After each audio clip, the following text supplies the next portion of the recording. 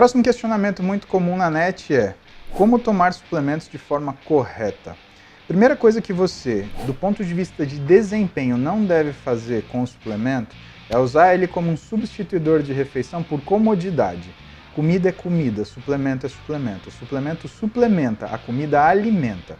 O alvo do trabalho do nutricionista é o alimento. Então, não perturbe aquilo que é a destinação divina do nutricionista, que é mudar aquilo que ele te prescreveu de comida por suplemento. Não funciona. O suplemento ele funciona muito bem quando você usa ele como um sinalizador celular. Pensa como um carro. Você vai lá, enche ele de gasolina, o carro vai andar. Eu quero que ele corra mais. Você põe um turbo nele. Aí o carro com gasolina ele vai correr e com a ajuda do turbo ele vai correr mais. Mas tira a gasolina dele e põe só o turbo. Percebe que ele não anda? O teu físico também não. Em algumas situações nós usamos os suplementos para que eles possam servir como se fosse uma forma de tentativa de correção. Então você entende que para algumas pessoas é melhor usar o suplemento como alimento do que ficar sem comer. Para outras pessoas nós usamos o suplemento com alguns objetivos muito específicos. Então, por exemplo, quando você pega um paciente idoso, uma das coisas que você usa o suplemento, o whey, né, é para melhorar a massa óssea dele. Você sabia que o whey ele aumenta a proliferação de osteoblasto, que é a célula que vai lá e deposita cálcio na matriz óssea? Isso é uma das coisas que o whey faz. Ah, não pode ser. É sim. Se você tiver o cuidado de dosar, por exemplo, a fosfatase alcalina que o seu corpo produz quando você tiver sem whey e com whey, você vai perceber que ela aumenta. Às custas do quê? Do aumento, principalmente, da ativação de osteoblasto. Para outras situações, você usa o whey protein para melhorar a qualidade da proteína que uma pessoa se alimenta. De novo, vamos falar do idoso. O idoso ele tem uma coisa chamada dificuldade anabólica, ou ele tem uma incapacidade anabólica, tá? Essa resistência anabólica do idoso, uma das coisas que a gente usa para corrigir é o whey protein. A gente aumenta a densidade proteica da alimentação dele com whey. Dessa forma, o suplemento como sinalizador é extremamente eficiente. Quando você pega trabalho de um sujeito chamado Rumi, por exemplo, o que esse pesquisador estudou?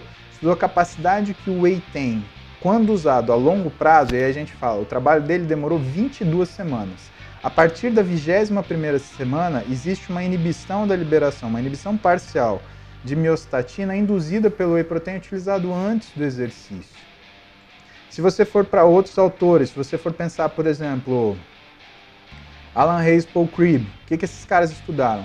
Os potenciais efeitos ergogênicos do whey protein. Então eles pegaram as pessoas, dividiram em grupos, deram whey antes e depois do treino e compararam com whey de manhã e de noite. O que ele descobriu? Que quando entregava esse whey protein antes e depois do treino, tinha uma melhora do percentual de gordura, porque tinha perda de gordura e ganho de massa muscular.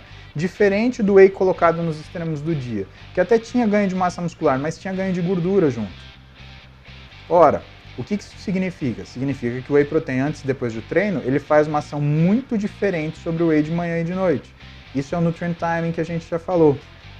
E como que a gente entende isso? Porque em determinado momento, em outros responde, eu falei para vocês que o que nós fazemos, profissionais que lidam com desempenho, não é dar massa muscular para a pessoa, não é fazer com que ela perca gordura. Nós aumentamos a capacidade metabólica e de realização de trabalho. A gente pega um sujeito que fazia 100 watts de trabalho na sala e colocamos ela para fazer 1000 watts.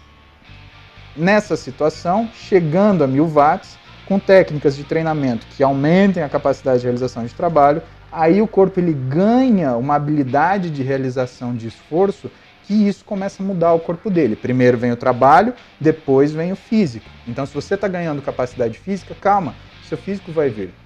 O whey protein ele funciona para isso. Então nesse trabalho do Alan Hayes e do Paul Cribb, o que eles foram pesquisar também? Se havia aumento de força em exercícios básicos. E voilá!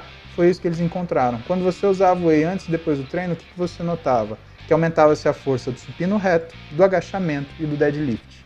Ou seja, de novo, o whey funcionando como um ergogênico, que ele aumenta a capacidade de realização de trabalho e, portanto, faz com que você tenha uma adaptação positiva no sentido de ganho de massa muscular.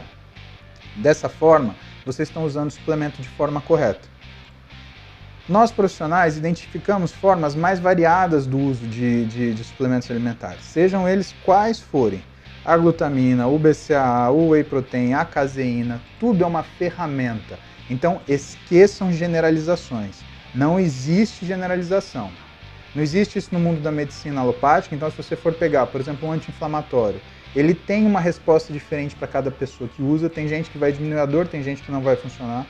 Da mesma forma, são os recursos que a gente tem na parte nutricional, inclusive alimentos. Portanto, se vocês prestarem muita atenção, é a mesma medicina, é a mesma nutrição que a gente faz para as pessoas clinicamente estáveis, ou as doentes, ou aquelas que estão no esporte.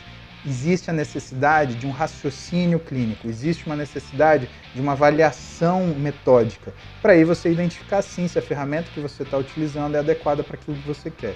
Quando você usar o Whey Protein de forma a estimular determinadas capacidades do seu corpo, legal, está usando de forma consciente, não vai te fazer mal. Aliás, não tem um trabalho em toda a literatura feito que mostre que existe qualquer tipo de dano à saúde pelo Whey Protein, tá?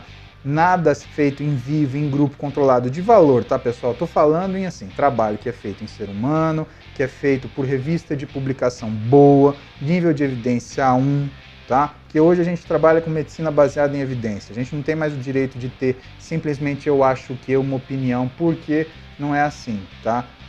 Nós seguimos aquilo que está estudado, que pessoas que estudam mais do que a gente ou que só fazem isso, elas incansavelmente se perguntam se aquele tipo de situação ela é favorável ou não. Até porque o objetivo de um trabalho científico não é provar alguma coisa. Então você não faz um mestrado, um doutorado, ou então você faz um experimento para provar algo. Você faz para descobrir algo.